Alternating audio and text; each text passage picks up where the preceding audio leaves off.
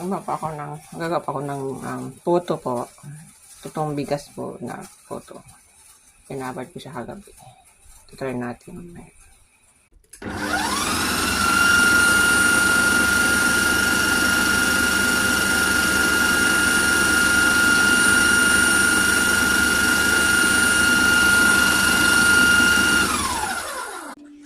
Oh, ayan na guys. Ready to bake na siya. Bake na siya. Ayan. Nag-bake na ako. Diba? Gusto. Bumili ako guys ng parang sap-sap. Parang sap-sap sa Bisaya, sa Manila. Sa probinsya namin, sap-sap. Sobrang price ko dito sa Hong Kong, $28 siya guys. Sarap niya. Ayan na. Tapos bumili ako guys ng talbos ng kamote. Ihalo ko dyan sa isda ko. See? Yung $10. Medyo marami na rin siya. 2 kainan ko na rin yan. Or 3 kainan.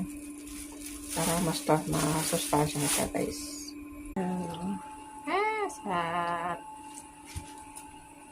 Haluan ko siya ng kalabasa. Yan, nag-boil na ako ng yan, luto na.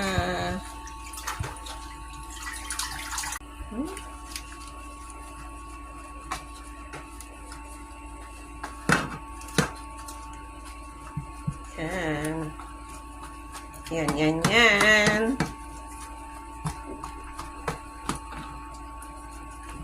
Pakuloyin lang natin siya. Pakuloyin lang natin.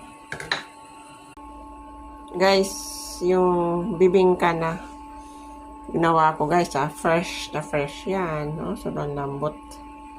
Ay, sarap to mamaya. Tapos na ako magluto. Kain na natapos. Trabaho naman. Taratatan. Guys, wow. Sarap oh.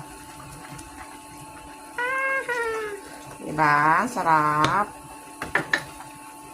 Sarap yan. Fresh na fresh yan. Tama na. Half cook lang dapat. Pag i-overcook. There.